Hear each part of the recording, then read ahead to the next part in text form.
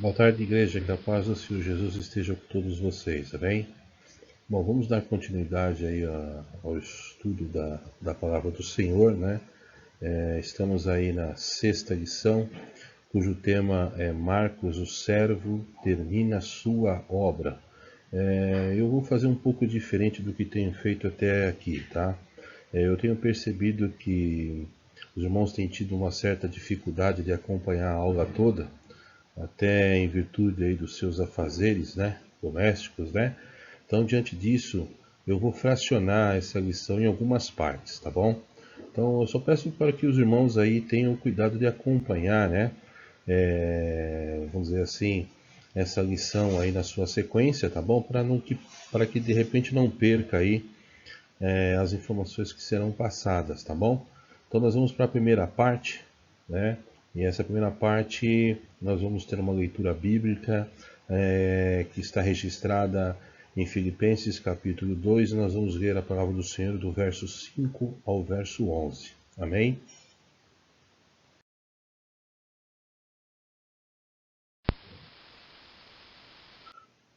Diz assim a palavra do Senhor, registrada em Filipenses capítulo 2, do verso 5 ao 11. De sorte que haja em vós o mesmo sentimento que houve também em Cristo Jesus, que, sendo em forma de Deus, não teve por usurpação ser igual a Deus, mas esvaziou-se a si mesmo, tomando a forma de servo, fazendo-se semelhante aos homens. E achado na forma de homem, humilhou-se a si mesmo, sendo obediente até a morte, e morte de cruz. Por isso, também Deus o exaltou soberanamente. Ele deu um nome que é sobre todo nome, para que ao nome de Jesus se dobre todo o joelho dos que estão nos céus e na terra e debaixo da terra, e toda língua confesse que Jesus Cristo é o Senhor, para a glória de Deus Pai. Amém? Bom, quais seriam os objetivos dessa lição? 1. Entender que Jesus concluiu de maneira excelente a obra que lhe fora proposta, ou seja, a missão que foi entregue nas mãos de Jesus, ele terminou, né? Então ele iniciou, desenvolveu a missão e concluiu a missão, e de forma excelente, isso é importante. Segundo, compreender que, como servos de Cristo, somos também participantes dessa grande comissão deixada por Ele.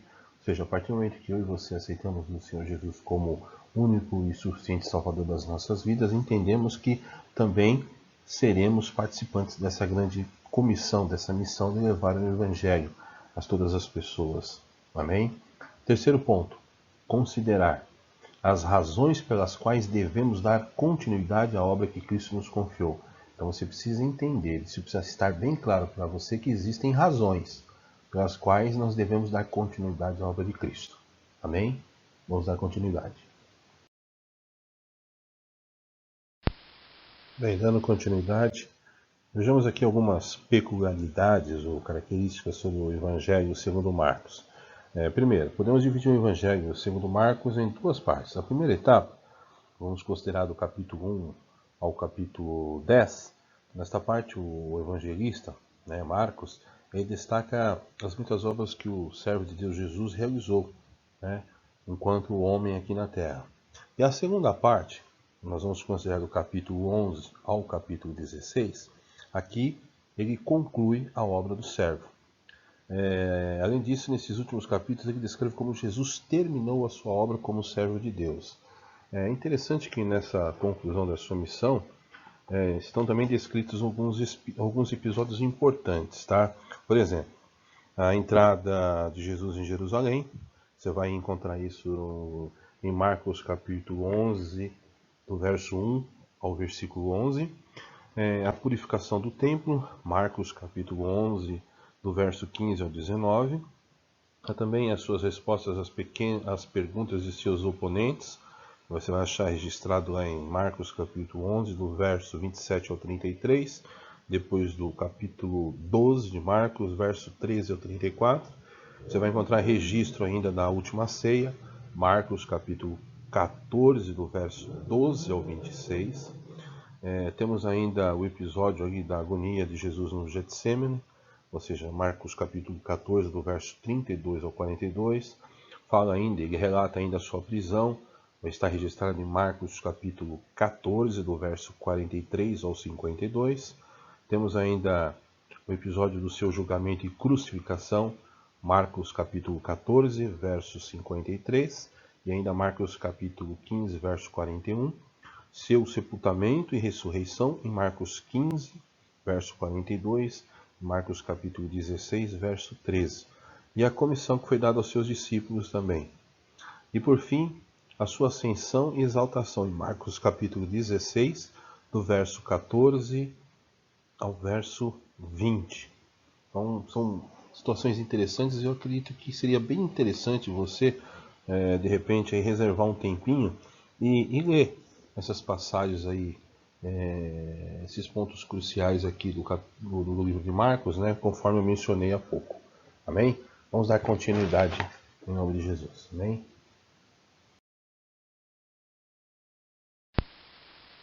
Bem, dando continuidade, o servo cumpriu a sua missão, ou seja, o servo de Deus, ou seja, Jesus Cristo, ele cumpriu todas as etapas da sua missão, desde o início, ao recebê-la, ao vir à terra como homem, porém como filho de Deus, e desenvolveu a sua obra redentora aqui na terra e finalizou, né?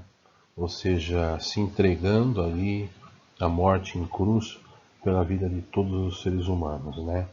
Interessante que o profeta Isaías já relatava que o Filho de Deus, de uma certa forma ele já profetizava que o Filho de Deus, ele viria na forma de servo sofredor e que ele daria a sua vida em remissão do pecado humano. Eu quero aqui ler com você rapidinho, só para que você tenha essa informação bem clara na sua mente. Isaías capítulo 53 diz assim, verso 1. Quem creu em nossa pregação, e a quem foi revelado o braço do Senhor, porque foi subindo como renovo perante ele, como raiz de uma terra seca, não tinha aparência nem formosura. Olhámo-lo, mas nenhuma beleza havia que nos agradasse. Era desprezado e o mais rejeitado entre os homens, homem de dores e que sabe o que é padecer. E como um de quem os homens escondem o rosto, era desprezado e dele não fizemos caso. Certamente ele tomou sobre si as nossas enfermidades e as nossas dores, levou sobre si, e nós o reputávamos por aflito, ferido de Deus e oprimido. Mas ele foi transpassado pelas nossas transgressões e moído pelas nossas iniquidades. O castigo que nos traz a paz estava sobre ele, e pelas suas pisaduras fomos sarados. Todos nós andávamos desgarrados como ovelha, cada um se desviava pelo caminho, mas o Senhor fez cair sobre ele a iniquidade de nós todos. E ele foi oprimido e humilhado, mas não abriu a boca. Como cordeiro foi levado ao matador, e como ovelha muda perante os seus tosqueadores, ele não abriu a sua boca. Por juízo opressor foi arrebatado, e de sua linhagem quem dela cogitou? Porquanto foi cortado da terra dos viventes, por causa da transgressão do meu povo foi ele ferido. Designaram-lhe a sepultura com os perversos, mas com o rico esteve na sua morte, posto que nunca fez injustiça, nem tolo algum se achou em sua boca. Todavia o Senhor agradou moê-lo, fazendo-o enfermar, quando der ele a sua alma como oferta pelo pecado, verá a sua posteridade e prolongará os seus dias, e a vontade do Senhor prosperará nas suas mãos. Diz ainda o 11, ele verá o fruto do penoso trabalho da sua alma e ficará satisfeito, meu servo justo, com o seu conhecimento justificará muitos, porque as iniquidades deles levará sobre si. Por isso eu lhe darei muitos como a sua parte, e com os poderosos repartirá ele o despojo, porquanto derramou a sua alma na morte, foi contado com os transgressores, contudo levou sobre si o pecado de muitos, e pelos transgressores intercedeu. Amém? Veja que interessante que o profeta Isaías já profetizava, né? Que este servo de Deus, Jesus Cristo, ele levaria a sua missão até o final. Interessante que o próprio evangelista Marcos, né? Ele também descreve aqui o sofrimento de Jesus. Ou seja, quando ele menciona o sofrimento de Jesus, ele demonstra aqui que este servo sofredor, ele morreu em nosso lugar, morreu em prol das nossas vidas também, em nome de Jesus. O apóstolo Paulo, também, quando ele escreve a sua carta à igreja de Filipenses, lá no capítulo 2, versos 7 e 8, conforme nós já lemos no início da lição, ele também faz referência a essa situação também. Vou repetir, capítulo 2, versos 7 e 8 diz assim: Antes a si mesmo se esvaziou, assumindo a forma de servo, tornando-se em semelhança de homens e reconhecido em figura humana. E a si mesmo se humilhou, tornando-se obediente até a morte e morte de cruz. Amém? Diz ainda, pelo que também Deus o exaltou sobremaneira. Ele deu o nome que está acima de todo nome, para que ao nome de Jesus se dobre todo o joelho nos céus, na terra e debaixo da terra, e toda língua confesse que Jesus Cristo é o Senhor, para a glória de Deus Pai. Amém? Então veja que o próprio apóstolo Paulo, ele também confirma ou reafirma aquilo que o profeta Isaías profetizou lá no capítulo 53, como também as referências de Marcos aqui, quando ele também destaca o sofrimento de Jesus, afirmando que o servo de Deus, Jesus Cristo, ele terminou a obra, né? A obra que Deus havia lhe concedido aqui na sua primeira vinda, né? Ou seja, a sua obra que acabou finalizando ali na cruz do Calvário. Amém? E é interessante, né, que, só para a gente terminar essa primeira parte, que Jesus, enquanto servo de Deus, ele, nesse projeto, né, nessa missão, ele procurou desenvolver discípulos, né? É interessante que quando Jesus escolhe os seus discípulos, né, primeira coisa, ele procura pessoas que de repente estavam envolvidas com o trabalho. Mas, primeiramente, vamos definir o que é discípulo rapidamente, né? Discípulo, né? Por definição, nós podemos entender que justamente é aquele que aprende, né? Ou seja, aquele que está apto a aprender, né? Ou seja, seria um aprendiz ou um seguidor ainda, né? Então, se nós somos discípulos de Jesus, nós somos o seu seguidor, nós somos alunos, e aluno é aquele que está atento às instruções do seu mestre. Então, que a gente possa ter isso bem claro na nossa mente, nós somos discípulos de Jesus, enquanto discípulos de Jesus, nós somos os seus alunos, ou seja, alunos obedientes também, em nome de Jesus.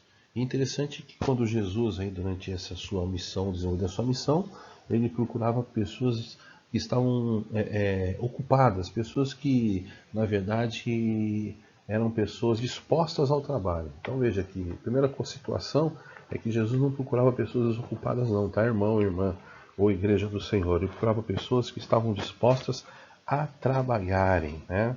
Interessante. Importante aqui destacar mais uma vez que Jesus, enquanto servo, ele estava sempre trabalhando para realizar a sua obra, né? Então, eu repito, ele não convocou pessoas ociosas para seus discípulos, não. Chamou pessoas que estavam imbuídas aí de algum tipo de responsabilidade, de algum tipo de ofício, realizando seus ofícios diários, né? Por exemplo, quando você vê Jesus ali chamar Simão e André, eles estavam lançando suas redes ao mar. Você vai encontrar essa referência em Marcos capítulo 1, do verso 16 a 17. Quando escolhe Tiago e João, eles estavam consertando as suas redes. Vai ver a referência em Marcos capítulo 1, do verso 19 e 20. Quando ele escolhe Levi, o Mateus, né, ele estava ali trabalhando na alfândega. Você vai ver essa referência em Marcos capítulo 2, verso 14. Então veja que ele escolhe pessoas que estavam envolvidas com trabalho. Mas por quê? Por que precisava de discípulos, né? Jesus sabia que precisava escolher discípulos para que esses pudessem dar continuidade à sua obra. Então é a mesma coisa hoje, irmão e irmã. Todos nós temos sido trabalhados, né, na casa do Senhor, através das administrações, através dos ensinos, para que nos tornemos de fato discípulos de Jesus, né? Para que nós possamos dar continuidade à obra do Senhor, né? E assim é um processo sucessivo, né? Ou seja, assim nós vamos preparando, nós também preparamos os discípulos que virão após nós, né? E esses prepararão os demais discípulos que virão após eles, né? Para que a obra do Senhor continue sendo realizada em nome de Jesus. Isso é importante, né? Veja que todo esse discipulado, né, tinha-se sempre como objetivo transmitir o Evangelho, que é as boas novas de Jesus Cristo, e eles também eram treinados. É o que acontece conosco hoje dentro da igreja. Então você também, de uma certa forma, está sendo discipulado, como também tem, vamos dizer assim, a necessidade de discipular também. Quando nós estamos ensinando os nossos filhos, né, isso começa dentro de casa, né, você está discipulando os seus filhos também. É uma forma, né, que Deus tem colocado em nossas mãos para que nós possamos estar desenvolvendo discípulos também, né? Justamente para que a obra de Deus ela possa ser continuada. Amém? Então a primeira etapa nós paramos aqui. Em breve eu libero a segunda etapa para que nós possamos continuar os estudos em nome de Jesus. Deus abençoe. Amém.